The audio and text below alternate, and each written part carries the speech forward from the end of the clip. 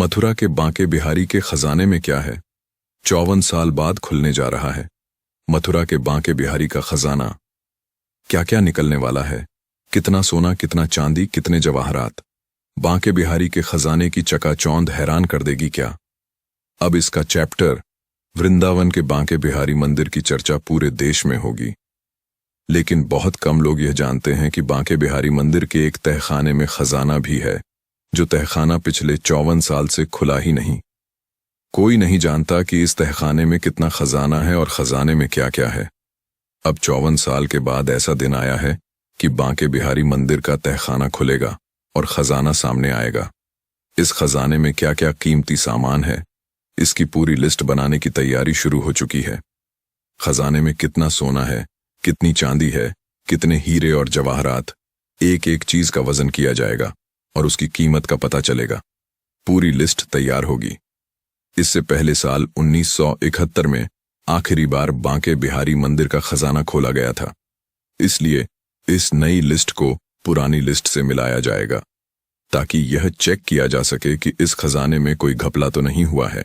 आज बांके बिहारी मंदिर के खजाने से जुड़ी एक एक डिटेल आपको बताऊंगा, लेकिन पहले बांके बिहारी मंदिर के दर्शन कर लीजिए और मंदिर का खजाना देखकर कैसे आंखें चौंधिया जाएंगी, उसकी एक झलक देखिए। बांके बिहारी मंदिर का खजाना खुलने की इतनी चर्चा क्यों हो रही है, यह भी आपको बताता हूं। दरअसल जब 11 साल पहले केरल के पद्मनाभ स्वामी मंदिर का तहखाना खुला तो देश ही नहीं, पूरी दुनिया हैरान रह गई, क्योंकि मंदिर के तहखाने में बंद खजाने में 1 लाख करोड़ से ज्यादा के सोने चांदी के सिंहासन, छत्र, मुकुट, आभूषण, सिक्के और हीरे जवाहरातों के ढेर मिले थे। इसी तरह जब पिछले साल जुलाई में पुरी के जगन्नाथ मंदिर का तहखाना खोला गया तो वहां भी सोने चांदी के आभूषणों, सिक्कों और दूसरे चढ़ावे को ले जाने के लिए लकड़ी के बड़े बड़े बक्स लगाने पड़े। अब सब लोग यह सोच रहे हैं कि बांके बिहारी मंदिर का तहखाना खुलेगा तो उसमें से क्या क्या निकलेगा, क्योंकि यह तहखाना 54 साल बाद खुलने जा रहा है। मंदिर के सेवायतों यानी बांके बिहारी के सेवा में पीढ़ियों से जुटे परिवार वालों के मुताबिक उनके पास रखे पुराने कागजात में खजाने में रखे जिन बेशकीमती सामान का जिक्र है, उनमें पन्ना जड़ा हुआ सोने से बना मोरनिहार शामिल है, जिसे काफी दुर्लभ बताया गया है। नवरत्नों से भरा हुआ स्वर्ण कलश है, सहस्त्र फणी यानी सैकड़ों फनों वाला शेषनाग जिसे चांदी से बनाया गया है, हीरे जवाहरात से जड़ी हुई सोने की छड़ियां और बांसुरी, सोने और चांदी के सिक्कों के ढेर, कीमती आभूषण और गहने शामिल हैं। इसके अलावा भरतपुर, करौली, ग्वालियर जैसी रियासतों से मिले दान सेवा पत्र भी रखे गए हैं। बांके बिहारी मंदिर के तहखाने का रास्ता श्री बांके बिहारी जी की मूर्ति के सिंहासन के नीचे बने एक सीक्रेट रास्ते से होकर जाता है। यह रास्ता करीब 12 सीढ़ियां उतरने के बाद बना हुआ है। श्री बांके बिहारी मंदिर से हमारे सहयोगी की एक रिपोर्ट देखिए। हम वृंदावन में मौजूद हैं और यह देखिए, आप मेरे पीछे श्री बांके बिहारी मंदिर देख रहे हैं। श्री बांके बिहारी मंदिर में बांके बिहारी जहां पर विराजमान हैं, उनके सिंहासन के ठीक नीचे ही यह तोशित खाना है और वहीं पर पूरा का पूरा खजाना मौजूद है। मंदिर के पुजारियों ने बताया कि खजाने का रास्ता सीक्रेट रखने की वजह भी है। ब्रिटिश शासन के दौरान श्री बांके बिहारी मंदिर के खजाने में 2 बार चोरी की कोशिश हुई थी। पहली बार साल 1926 में और फिर 1936 में। इसके बाद से श्री बांके बिहारी मंदिर के तहखाने में बने लोहे के गेट को मोटी मोटी जंजीरों से बंद कर दिया गया और गुप्त दान को तहखाने तक पहुंचाने के लिए श्री बांके बिहारी जी की मूर्ति के पास से ही एक छोटा सा रास्ता बना दिया गया। धीरे धीरे खजाने की चर्चा बंद हो गई और लोग मंदिर में छुपे खजाने की बात को भी भूल गए। अब देखिए, जब श्री बांके बिहारी मंदिर का खजाना खुलने वाला है तो हमारे सहयोगी ने मंदिर में दर्शन करने पहुंचे श्रद्धालुओं से खजाने के बारे में सवाल पूछा। ज्यादातर श्रद्धालुओं ने इसकी जानकारी होने से भी इनकार किया। आप लोग यहां दर्शन करने आए हैं? हां जी।